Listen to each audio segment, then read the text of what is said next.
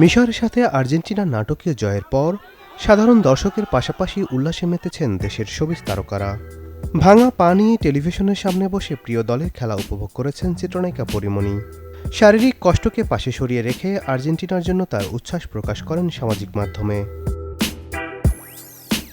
আর্জেন্টিনার লড়াকু মানসিকতা, মেসির নেতৃত্ব এবং দলের অদম্য প্রত্যাবর্তন, সামাজিক মাধ্যমে নিজের ছবি জুড়ে প্রিয় দলকে প্রশংসায় ভাসান চিত্রনায়িকা পূর্ণিমা।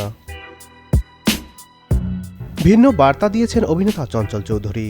সামাজিক মাধ্যমে যখন প্রতিপক্ষকে নিয়ে ট্রল আর বিদ্রূপের বন্যা, তখন তিনি ক্রীড়াসুলভ মানসিকতার পরিচয় দিয়ে জানান, ফুটবল আনন্দের খেলা, প্রতিপক্ষকে ছোট করার নয়। আর জয়ের পর লিখেছেন, খুব ভয় পাইছি রে, মিশর দুর্দান্ত। পৃথিবীর সেরাদের কাছ থেকে সেরা কামব্যাক আর্জেন্টিনার, এমনটাই লিখেছেন ছোট পর্দার জনপ্রিয় অভিনেতা তৌসিফ মাহবুব। সঙ্গীতশিল্পী তাসরিফ খান লিওনেল মেসির উপর আস্থা রেখে লেখেন, জাদুকর যখন আছে মাঠে, ভয়ের কি আছে তবে। মাঠে খেলা দেখতে গিয়ে গায়িকা মিলা লেখেন, এই যে দেখো আমি খেলা দেখতে গেলাম, আর যখনই আর্জেন্টিনাকে ডাকলাম অমনি জিতে গেল আর্জেন্টিনা।